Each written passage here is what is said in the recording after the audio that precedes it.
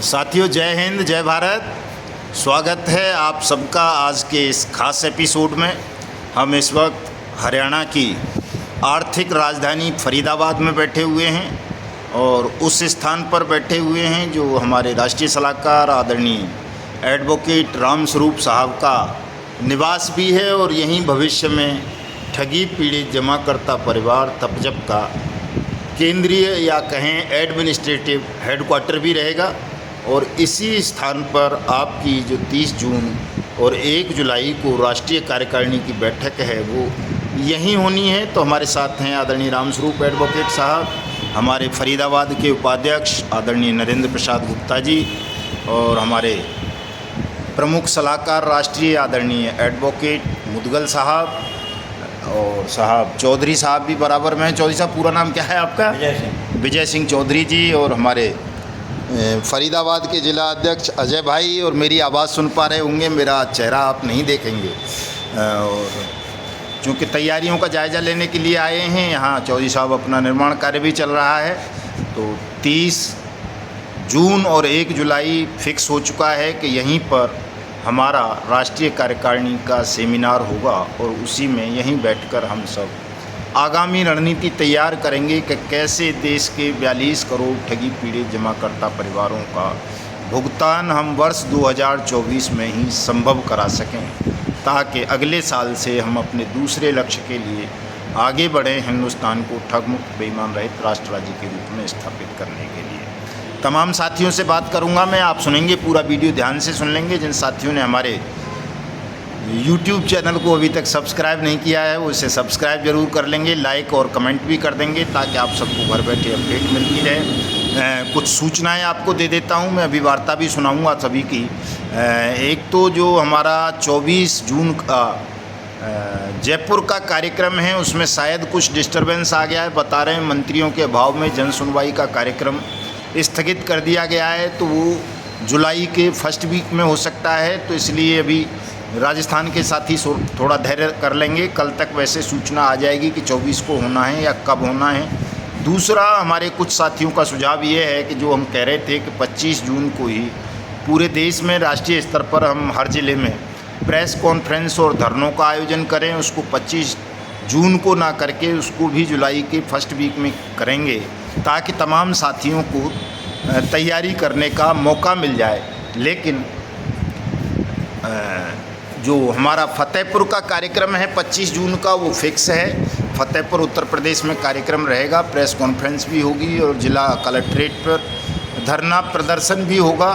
इसके अलावा हमारा जो 2-3 दिन का मध्य प्रदेश में कार्यक्रम रहेगा, रीवा, सीधी और सिंगरौली में जुलाई के फर्स्ट वीक में ही संभवतः रहेगा, नहीं तो सेकंड वीक में। गुजरात का कार्यक्रम एजिट रहेगा 15 जुलाई से लेकर 20 जुलाई तक का। आज या कल में शायद हरियाणा के मुख्यमंत्री का समय मिल जाएगा मुलाकात का, नायब सिंह सैनी जी का, तो वो कार्यक्रम भी एक प्रतीक्षारत है।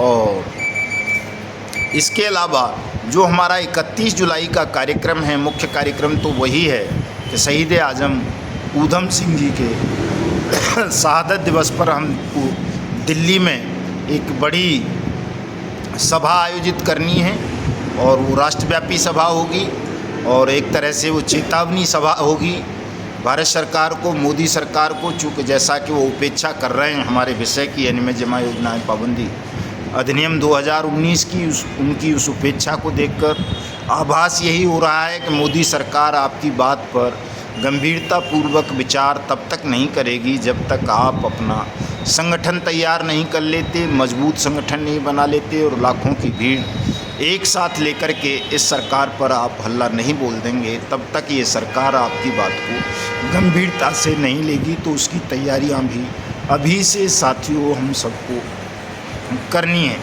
और मैं जैसा कि हमेशा बोलता रहता हूं कि संगठन को बड़ा करें तमाम साथी। तो हमारे उदयपुर के जिला अध्यक्ष बंसीलाल मीणा जी ने कल एक दिन में 1 घंटे में 32 लोगों को संगठन की मेंबरशिप दिलाई है 100 रुपये में। बड़ा प्रशंसनीय काम किया है। तमाम साथी आप भी कीजिए। गुप्ता जी, नरेंद्र प्रसाद जी आपके सामने दिख रहे हैं स्क्रीन पर आपको।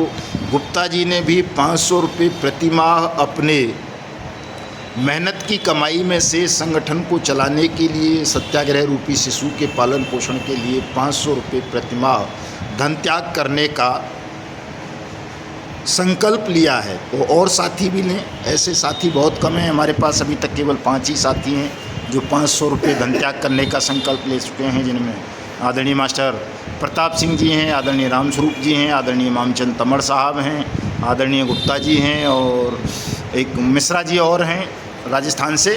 तो बाकी साथी भी इस मुहिम को आगे बढ़ाएं जल्दी से, ताकि हम आत्मनिर्भर संगठन बन सकें, राष्ट्रव्यापी संगठन बन सकें और अपनी व्यापकता से और सरकार को झुकाकर देश के तमाम लोगों का जल्दी से जल्दी भुगतान सुनिश्चित करा सके। तो सबसे पहले आज हम वार्ता करेंगे अपने राष्ट्रीय सलाहकार एडवोकेट आदरणीय रामस्वरूप चौधरी साहब से। उनका वर्जन, उनका विजन जानना चाहेंगे कि वो किस तरह से इस मुहिम को अंतिम परिणति तक लेकर के जाएंगे। आदरणीय रामस्वरूप चौधरी साहब का स्वागत है बहुत बहुत। जी बोलिए चौधरी साहब। नमस्कार साथियों, आप सबको कोटि कोटि प्रणाम।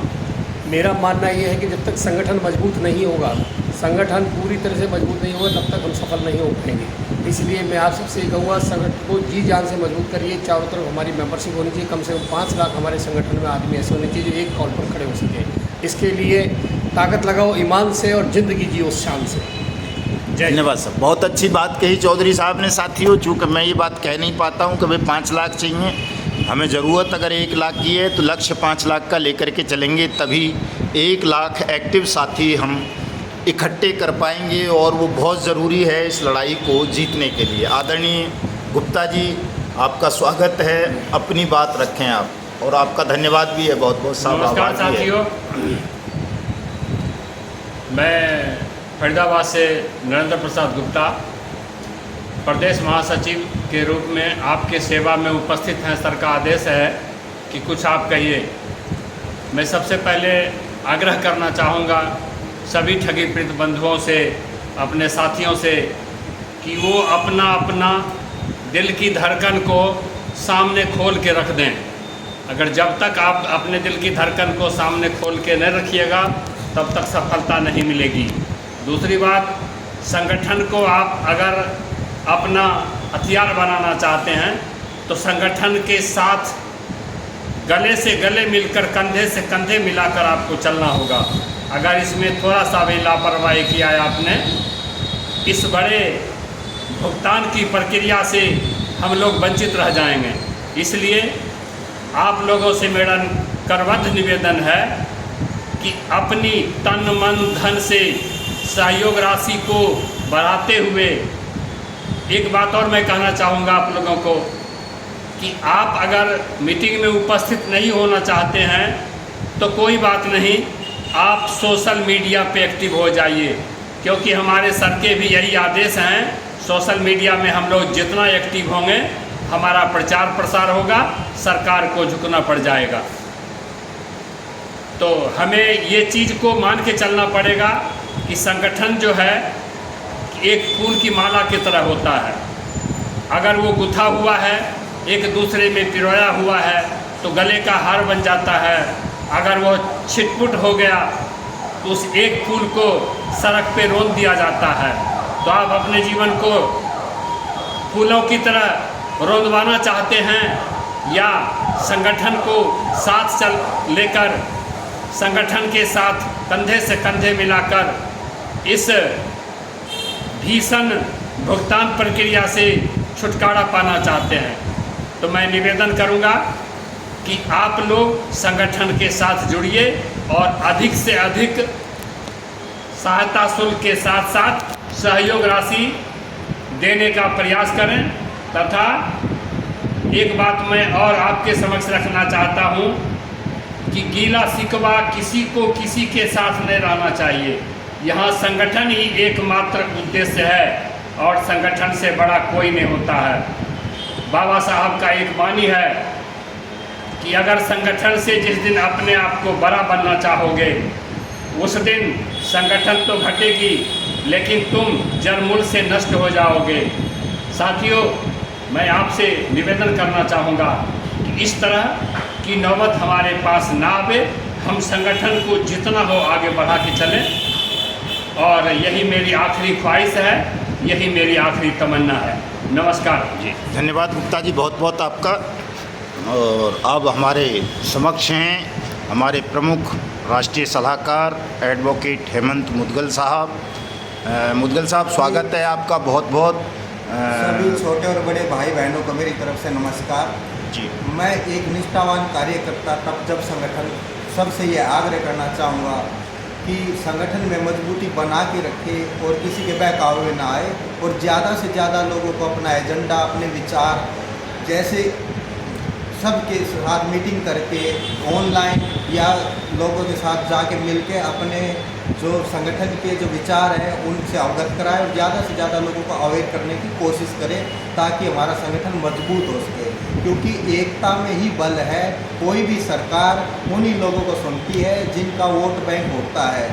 कम से कम हम किसी जाति का वोट बैंक ना बना के एक विचार का वोट बैंक बनाएंगे, और जो सरकार को हमारी बात सुनने पे मजबूर कर सके और हिंदुस्तान के प्रत्येक व्यक्ति को न्याय सुनिश्चित हो सके।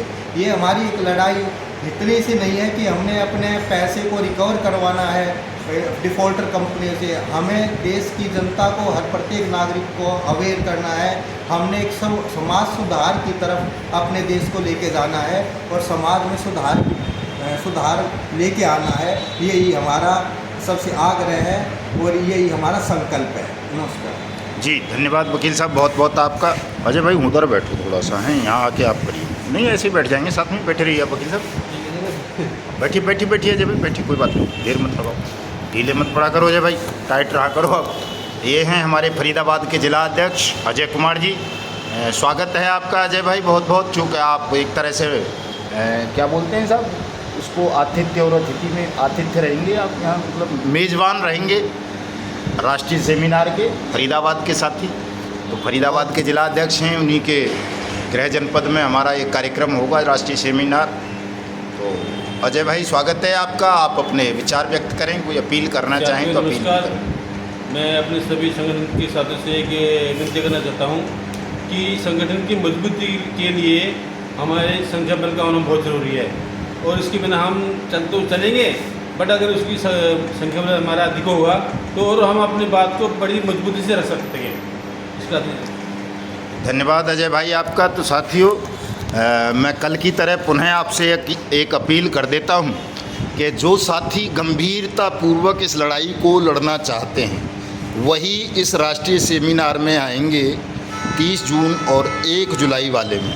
जो साथी गंभीर नहीं हैं, संयम जिनके पास नहीं है, बहुत जल्दबाजी का शिकार हैं, ऐसे साथी आने का कष्ट ना करें, चूँकि वो बेवजह अपना समय और धन व्यर्थ करेंगे। वही साथी इस कार्यक्रम में पधारेंगे जिन्हें लगता है कि हम संगठन के माध्यम से, सत्याग्रह के माध्यम से और संसद द्वारा बनाई गई विधि, अनियमित जमा योजनाएं पाबंदी कानून 2019 के माध्यम से अपना और अपने लोगों का भुगतान प्राप्त कर सकते हैं। तो जैसा कि मैंने बताया था पहले भी कि आपकी रात्रि विश्राम की व्यवस्था भी यहीं होगी, भोजन की व्यवस्था भी यहीं होगी, और लगातार 2 दिन हम गंभीर मंथन और चर्चा इस विषय पर करेंगे। तो आइए तमाम साथी, स्वागत है आपका सबका, और इस वीडियो को आप ज़्यादा से ज़्यादा शेयर कर देना साथियों, ताकि तमाम साथियों को कार्यक्रमों की सूचना मिल सकें और सब इसमें सहभागी बन सकें। जय हिंद, जय भारत।